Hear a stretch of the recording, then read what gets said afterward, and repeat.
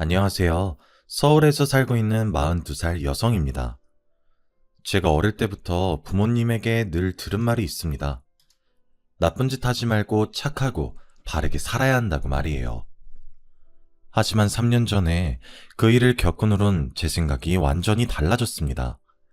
사람이 너무 착하고 선하게만 살면 안 된다는 사실을 깨닫게 된 것입니다. 제 남편은 늘 착하고 남을 먼저 배려하던 사람이었는데 결국 그것 때문에 엄청난 불행을 맞이하게 되었죠. 나쁜 일을 한 인간들이 벌을 받게 되는 것도 영화 속에서나 존재하는 것이었습니다. 현실에서는 늘 악하고 나쁜 인간들이 이기는 법이었죠.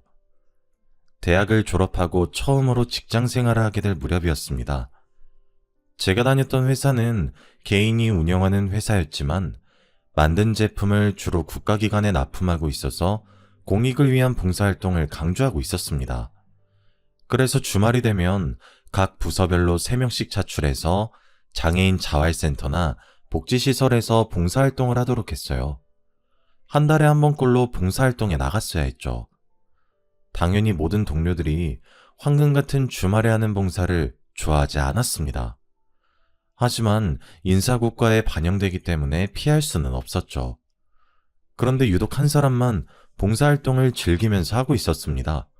바로 제 남편이었습니다. 제 남편은 같은 회사에서 근무하고 있었지만 부서가 달라서 회사에서는 마주칠 일이 없었습니다. 그런데 봉사활동을 나갈 때마다 제 남편을 만날 수 있었죠. 제 남편은 다른 직원들보다 열심히 봉사활동을 했습니다.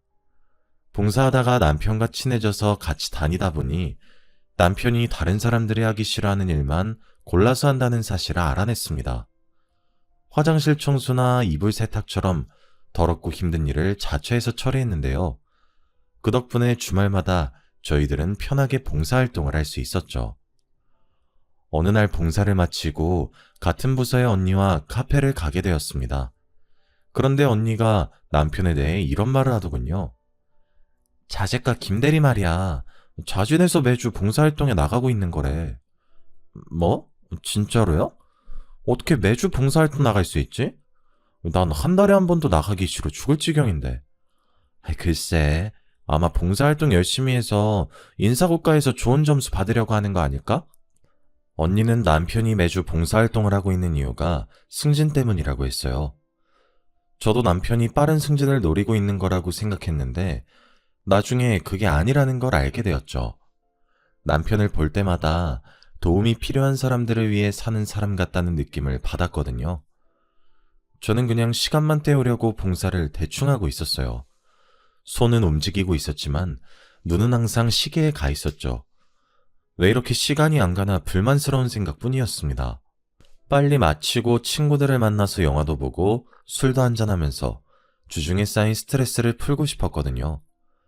그런데 봉사할 때마다 시간이 너무 느리게 가서 짜증이 밀려왔습니다. 봉사시설에서 일을 할 때마다 저도 모르게 한숨이 나오곤 했습니다.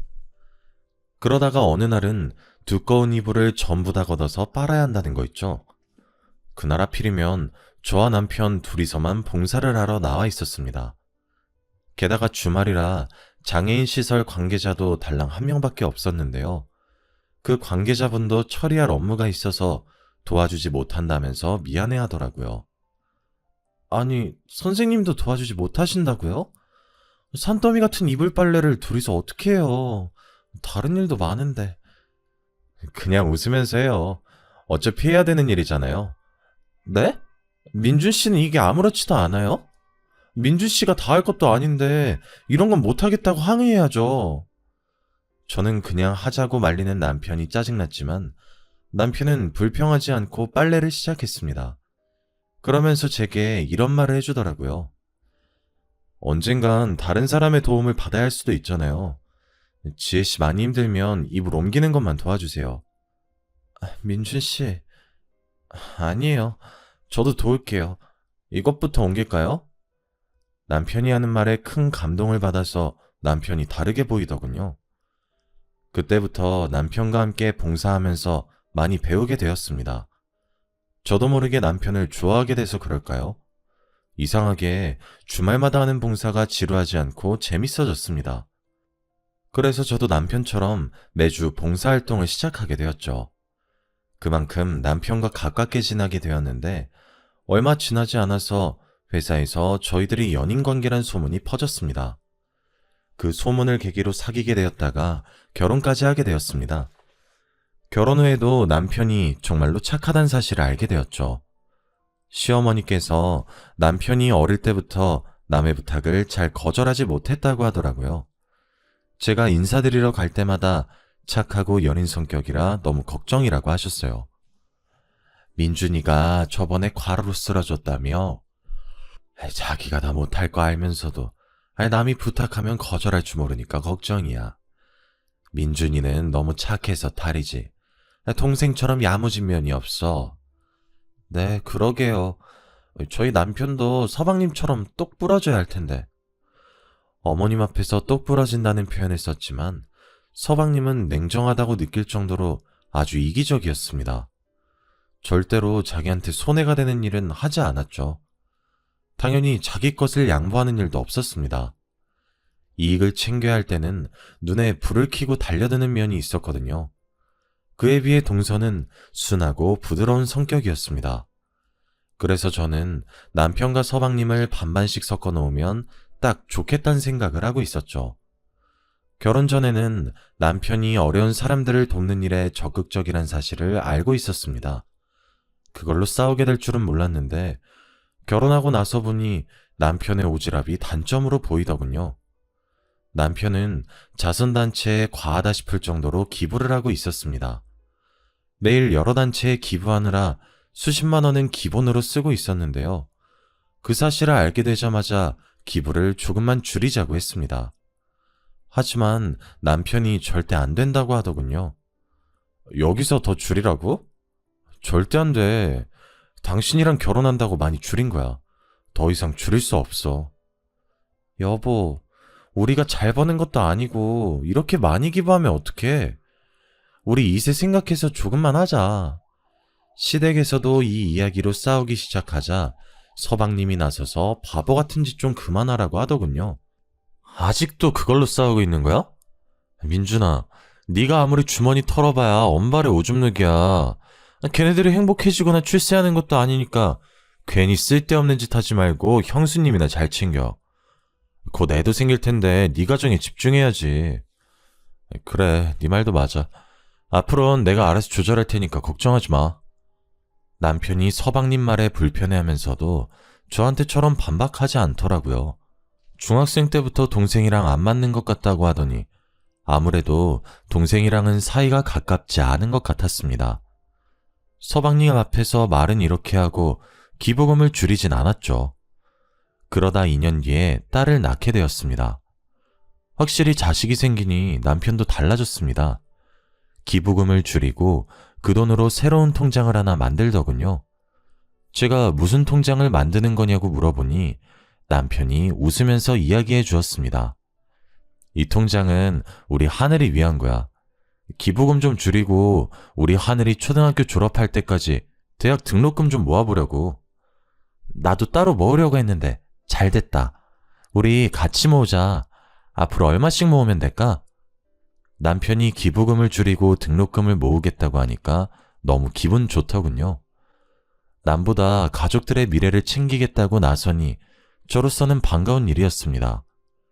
그러다 제가 딸을 낳은 뒤로 몸이 약해져서 회사를 그만두게 되었습니다. 전업주부로 육아와 남편 뒷바라지에만 전념하기로 했는데요. 젖먹이 딸을 키우는 일은 생각보다 쉽지 않았습니다. 1년 정도 육아 스트레스에 시달리며 밤마다 울면서 보채는 딸 때문에 매일 잠을 설치게 되었습니다. 잠을 못 자게 된 만큼 신경도 예민해졌는데 남편이 옆에서 도와주어서 다행이었습니다. 돌을 넘긴 딸이 걸음마를 시작하면서 스트레스도 한결 줄어들었죠. 그러다 2년 후에 서방님이 대전에 있는 지사로 발령을 받게 되었습니다. 동서와 주말 부부가 되었다는 소식에 동서와 시간을 보내게 됐죠. 처음 두어 달은 매주 서울로 올라와서 동서와 저희 부부 셋이서 식사를 같이 하게 되었습니다. 그렇게 몇 달이 더 지나자 일이 바빠졌는지 서방님이 한 달에 한 번만 서울에 올라오겠다고 하더군요. 그만큼 동서와 식사하거나 같이 어울리는 시간이 많아졌습니다. 그런데 그때부터 남편의 행동이 이상해지기 시작했어요. 남편과 동서 사이가 뭔가 수상하다는 느낌이 들었거든요. 동서에게서 전화가 오는 일이 잦아지고 있었습니다. 이상하게 동서에게 전화가 오면 남편은 제 눈치를 보면서 전화를 받았어요. 재수씨, 네네. 지금 통화가 곤란하니까 제가 다시 전화드릴게요. 제가 전화 받아도 된다고 말해도 나중에 걸겠다고 하더군요. 그렇게 전화를 끊은 남편은 저 몰래 동서와 전화를 했습니다. 남편이 동서와 수시로 전화통화를 한다는 것도 이해가 안 됐지만 제가 없는 틈을 타 귓속말하는 모습을 보여주기도 하였습니다.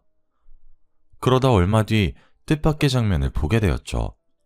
시어머니 생신이라 가족들이 다 같이 식사를 하기로 한 날이었습니다.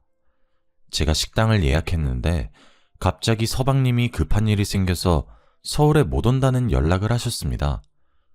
저는 그러려니 하고 시어머니 생신 축하 인사를 드리고 즐겁게 식사를 하고 있었죠.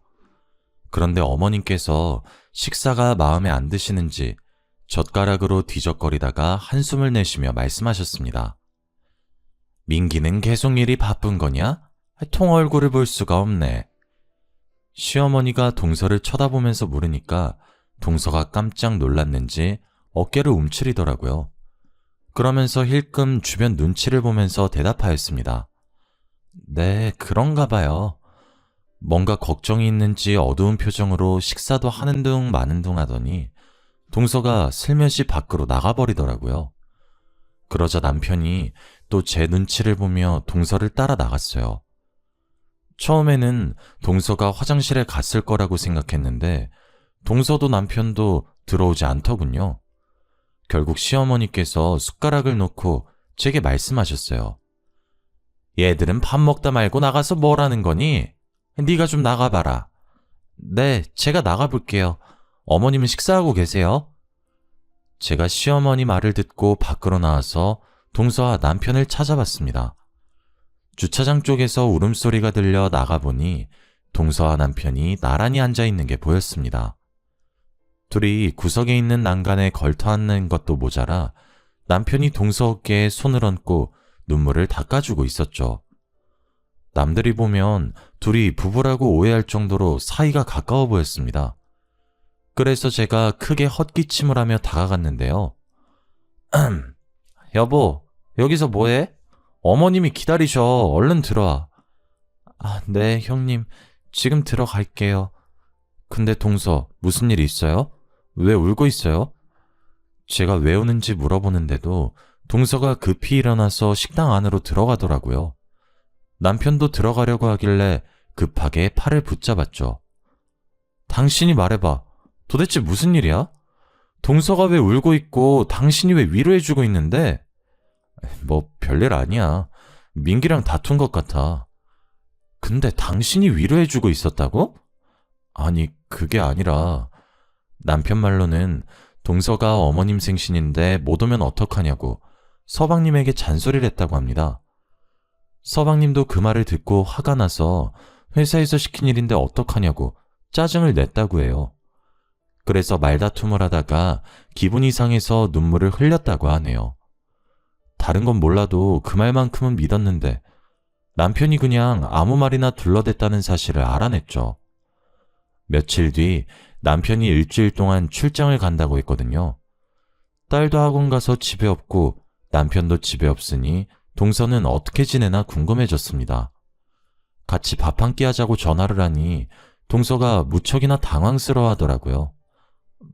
밥을 먹자고요? 근데 어쩌죠? 오늘은 선약이 있어서 안 될 것 같아요.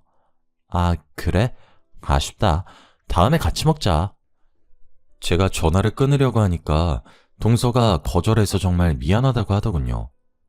지금 생각해보면 가식적인 여자였습니다.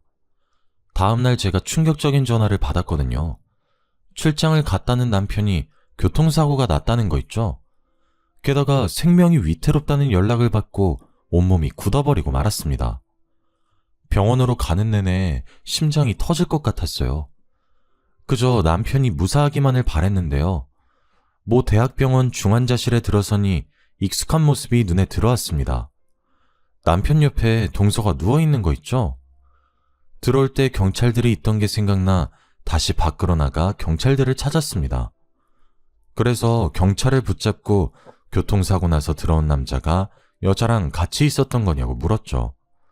그랬더니 경찰이 남편 차에 동서가 같이 타고 있었다고 이야기해 주었습니다. 출장을 간 남편 차에 동서가 왜 타고 있었는지 이해할 수가 없었습니다. 그런데 경찰이 더 충격적인 말을 해주더군요.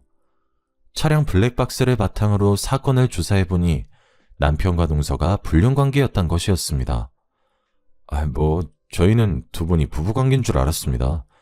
그런데 선생님께서 아내분이라고 하고 동생분 증언에 의하면 두 분이서 몰래 여행을 갔다가 사고가 난 것 같다고 하더라고요. 동생이요? 혹시 서방님 여기 오셨어요? 네, 선생님보다 먼저 오셔서 저희 조사에 응하셨습니다. 예전부터 불륜 사실을 알고 있었다고 말씀하셨거든요. 저희 남편이 불륜을요? 확실해요? 그 블랙박스 화면 보여주시면 안 돼요? 경찰이 개인정보보호법상 함부로 보여줄 수 없다고 하길래 볼 수 없었습니다. 저는 그래서 경찰의 말을 믿을 수가 없었습니다. 그렇다고 해서 경찰이 저한테 거짓말을 할 이유는 없었죠. 그 누구보다 착한 남편이 동서와 내연관계를 맺는 더러운 짓을 하다니 저는 이 순간이 꿈처럼 느껴지고 있었습니다. 그때 등 뒤에서 서방님 목소리가 들렸습니다. 경찰 말대로 서방님이 저보다 먼저 병원에 와 있었던 겁니다. 제가 언제부터 와 있었던 거냐고, 혹시 블랙박스 동영상은 봤냐고 물어보니까 서방님께서 굳은 표정으로 말씀하시더군요. 형수, 나 사실 블랙박스 동영상 본 적 있어.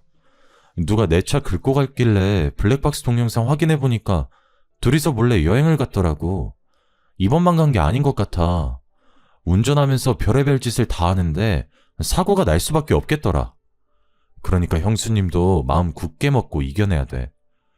나도 너무 기가 막혀서 믿겨지지 않지만 지금은 경찰 조사를 믿을 수밖에 없어. 어떻게 이런 일이... 전 믿을 수 없어요. 서방님은 왜 말씀해주지 않은 거예요? 제 남편이 바람을 피고 있으면 말씀해줘야죠. 내가 어떻게 그래. 우리 애들이 이혼가정이라고 놀림받을까봐. 이번만 참자. 이번만 봐주자. 용서해주려고 노력하고 있었는데. 서방님이 울길래 저도 눈물을 흘렸습니다. 그날만 운 게 아니었습니다. 제가 몇 날 며칠을 울면서 제발 아니길 바랬지만 며칠 후에 경찰이 사고에 대한 결론을 내려버렸습니다. 남편이 회사 일로 출장을 간다는 것도 거짓말이었죠. 블랙박스를 근거로 남편과 동서가 내연관계였으며 남편의 운전부주의로 사고가 났다는 사실이 밝혀졌습니다. 설마 했는데 하늘이 무너지는 기분이 들었죠. 제가 분노에 차 안절부절 못하는데도 서방님은 차분하셨습니다. 사실 전부터 남편과 동서가 수상해 보였다고 이야기해 주었는데요. 형수님한테 이런 말까지 하게 될 줄은 몰랐네. 제가 대전에 내려가면서부터 민준이랑 집사람 사이가 더 가까워진 것 같더라고. 사실 전부터 이상하긴 했는데 서방님은 몇 달 전에 있었던 어처구니 없는 일을 이야기해 주었습니다. 서방님께서 주말 업무가 남아서 서울에 못 올라간다고 동서에게 전화를 했다고 하는데요. 그런데 생각보다 업무가 일찍 끝나서 급히 서울로 올라갔다고 합니다. 집에 들어가니 남편과 동서가 같이 있어서 깜짝 놀랐다고 하죠. 아니, 형이 왜 여기 있어? 네가 없으니까 재수씨가 심심하다고 해서 놀러왔어. 왜? 내가 못 올 때라도 왔어? 그건 아닌데 놀러 올 거면 말을 하지 그랬어. 네가 있어서 깜짝 놀랐잖아. 가족끼리 놀러 올 수도 있지. 놀랄 게 뭐가 있어? 남편의 당당한 태도에 서방님은 더 이상 할 말이 없었다고 합니다. 동서가 남편과 자주 연락하거나 만난다는 사실을 알고 있었지만 설마 그런 짓을 저지를 거라고는 상상조차 못했다고 해요. 서방님의 말을 들으니 남편과 동서가 은밀하게 뭔가를 속삭이던 모습이 떠올랐습니다. 주차장에서 남편이 어깨를 토닥여주면서 속삭이던 모습. 믿고 싶지 않았지만 둘이 불륜을 저지르고 있는 것 같았죠. 일단 남편과 동서가 정신을 차려야 불륜에 대해 캐묻던지 할 수 있을 것 같았습니다. 그래서 저는 시어머니께 딸을 맡기고 남편 옆에 붙어서 간병을 했습니다. 말도 하지 못하고 누워있는 남편을 보니 만감이 교차하더군요. 마누라 몰래 재수씨와 재미를 보다가 천벌을 받은 것 같다는 생각도 들었죠. 서방님도 회사에 휴가를 내고 병원에 자주 들리셨습니다. 그런데 며칠 뒤에 서방님이 누군가와 전화통화하는 소리를 듣게 되었습니다. 화장실을 다녀오는데 비상구 쪽에서 서방님 목소리가 들려오더군요. 아씨, 조금만 더 기다리라니까. 의사가 그러는데 둘 다 의식 돌아올 가능성이 거의 없대.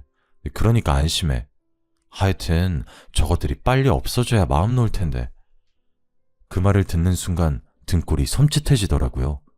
그날만 그런 것이 아니었습니다. 서방님이 자리를 비운 날 담당 간호사가 제게 다가오더니 간호사실로 따라오라고 하는 거 있죠?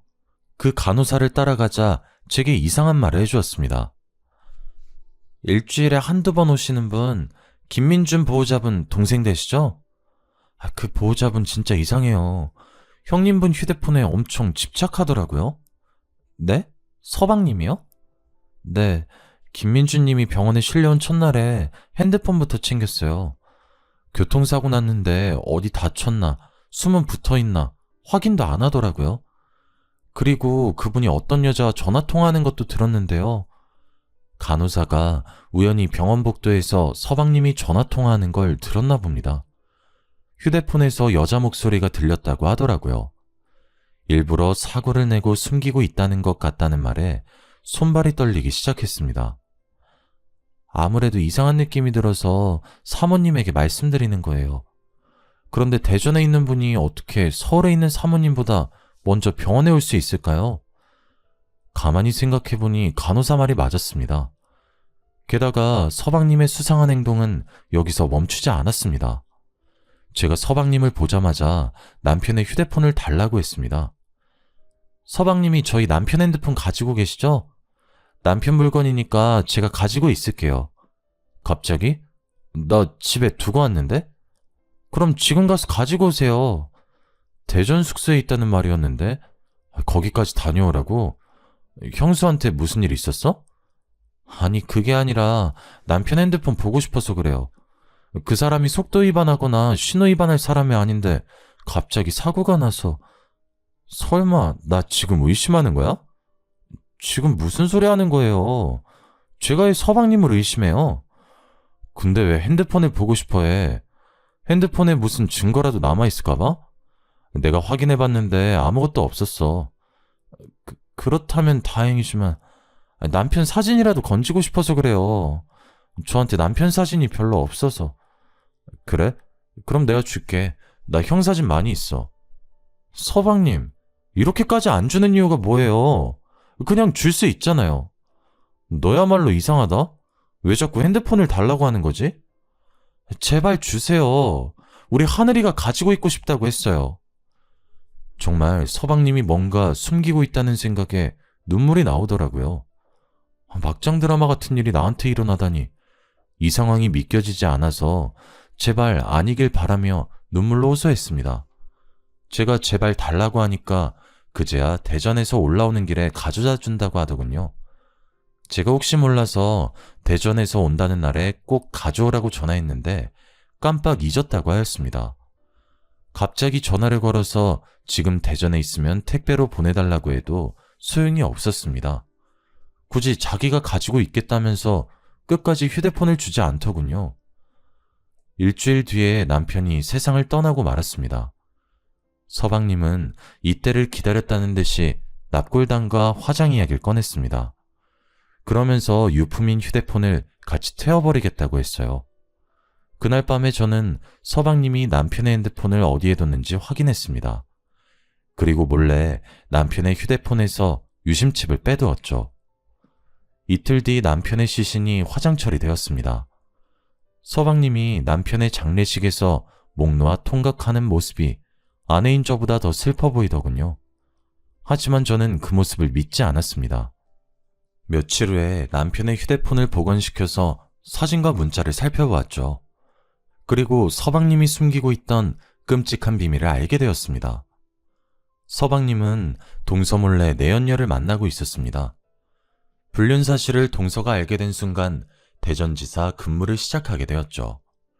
서방님은 내연녀와 대전에서 살림을 차렸고 서울에는 일이 바쁘다는 핑계로 올라오지 않았습니다. 동서는 서방님이 너무 수상해 보여서 대전에 내려갔다가 서방님의 불륜 현장을 목격하게 된 겁니다. 화가 머리끝까지 난 동서가 내연녀와 머리채를 쥐어뜯으며 싸웠고 서방님에게는 가정으로 돌아오라고 사정을 했다고 하는데요. 여보, 내가 다 용서해줄게. 당신이 바람핀 거 없었던 일로 해줄 테니까 지금이라도 돌아와. 난 그럴 생각이 없어. 그러니까 그냥 이렇게 살든지 아니면 이혼하든지 둘 중 하나 선택해. 뭐? 이럴 거면 왜 나랑 결혼했어? 2년이랑 결혼하지 왜 결혼했냐고. 나도 후회돼서 이러는 거 아니야. 그러니까 이혼하자고. 안 돼, 여보. 난 이혼 못해. 이러지 마, 제발. 동서는 서방님을 사랑하고 있어서 절대 이혼할 수 없다고 매달렸다고 해요. 하지만 서방님은 내연녀를 포기하지 않았다고 하죠. 동서는 고민 끝에 남편에게 부탁해 동생을 말려달라고 부탁했나 봅니다. 동생과 남편이 서방님을 어떻게 하면 좋을지 의논했고 이번에는 남편이 대전에 내려가서 가정을 지키라고 서방님을 설득했다고 하는데요. 내연녀에게 홀딱 반한 서방님이 남편에게 험악한 말을 하는 바람에 둘은 크게 싸우게 되었다고 합니다.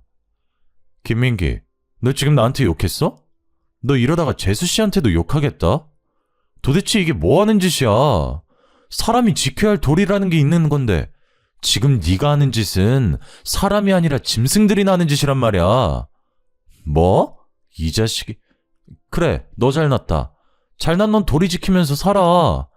짐승 같은 나는 개돼지처럼 아무년하고 붙어먹으면서 살 테니까 당장 꺼져. 잠깐만 민기야. 이러지 말고 대화하자. 어?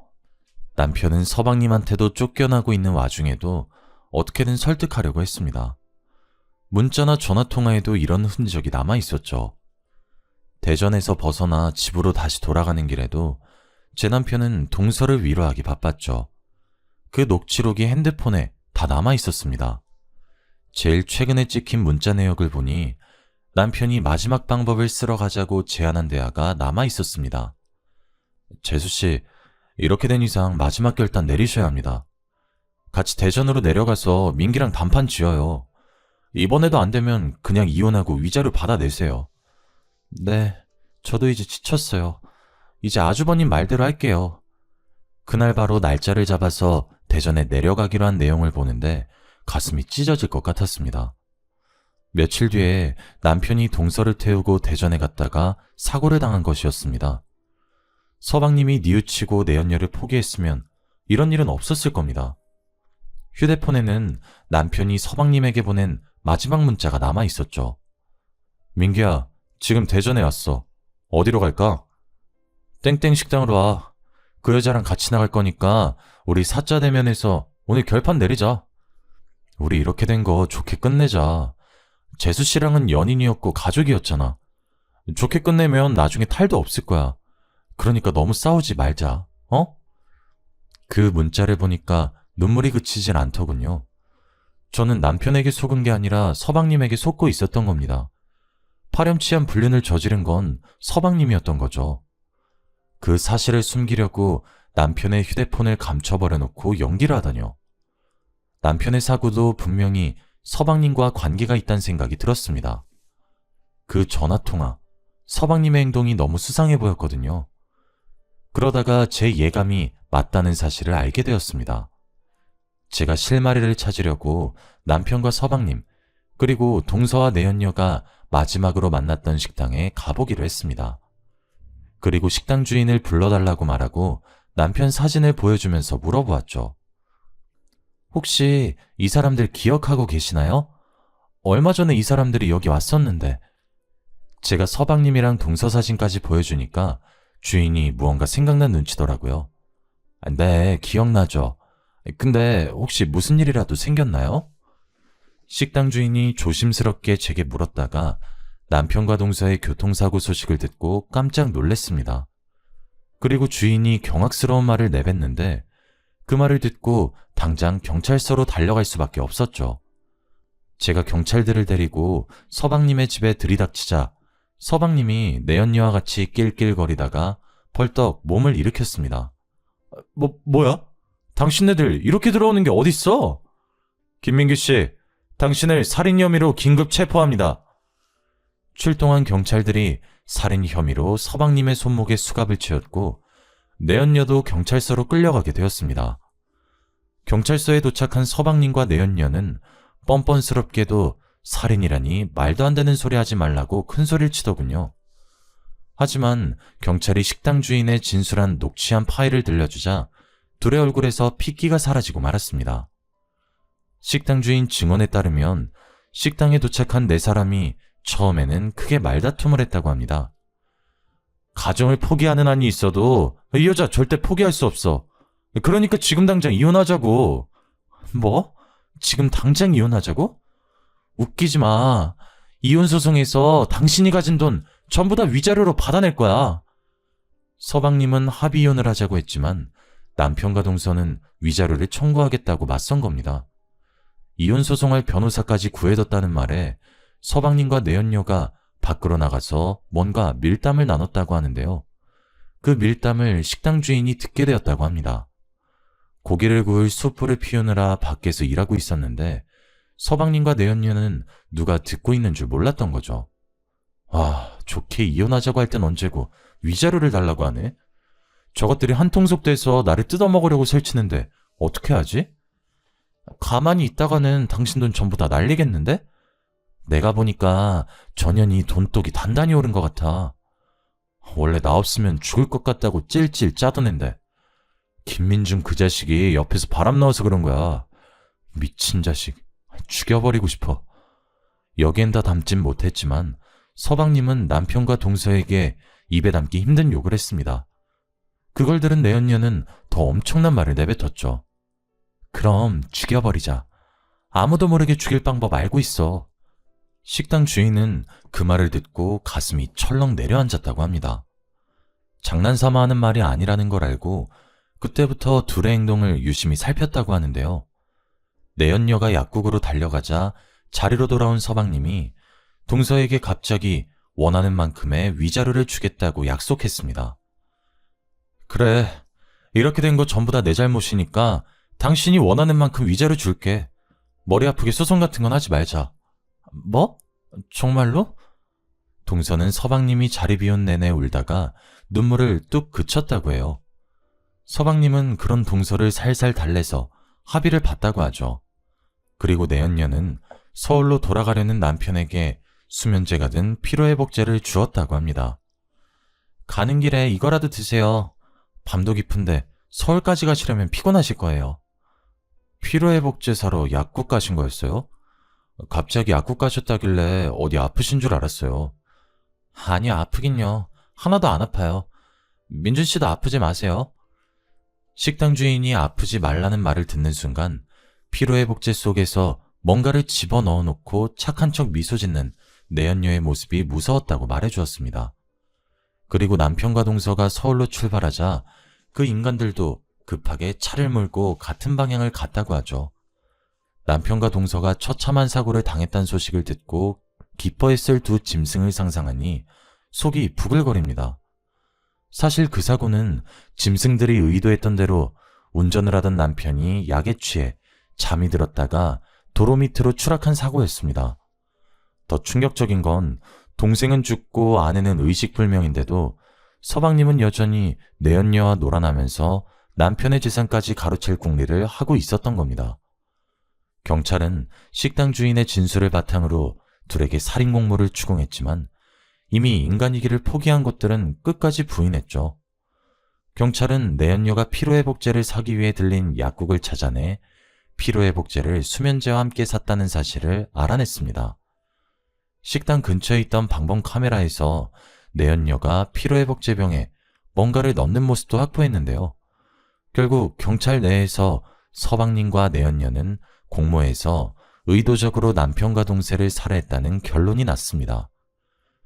검찰은 둘을 살인 및 살인 미수 혐의로 구속했습니다. 아무리 여자에 홀렸다고 하더라도 어떻게 내연녀 말만 듣고 친동생과 아내를 죽일 수 있을까요? 서방님 생각을 할 때마다 소름이 끼치고 눈물밖에 나오지 않습니다. 그런데 어처구니 없게도 그 인간들은 재판 결과 실형을 선고받았는데 형벌이 너무 무겁다면서 항소를 했다고 하네요. 항소 결과로 제발 형벌이 가벼워지지 않길 바랍니다. 이렇게 안 좋은 소식만 들리던 와중에 동서가 드디어 의식을 회복하게 되었습니다. 그런데 동서가 사고 이전에 있었던 기억을 다 잊어버린 것 같더라고요. 서방님이 바람피기 전까지만 기억하고 있어서 마음이 아팠습니다. 내가 왜 병원에 있는 거지? 형님, 우리 그이는 어디 갔어요? 그이랑 같이 드라이브 하고 있었던 것 같은데 기억이 안 나. 우리 남편이랑 애들은 안 다친 거죠?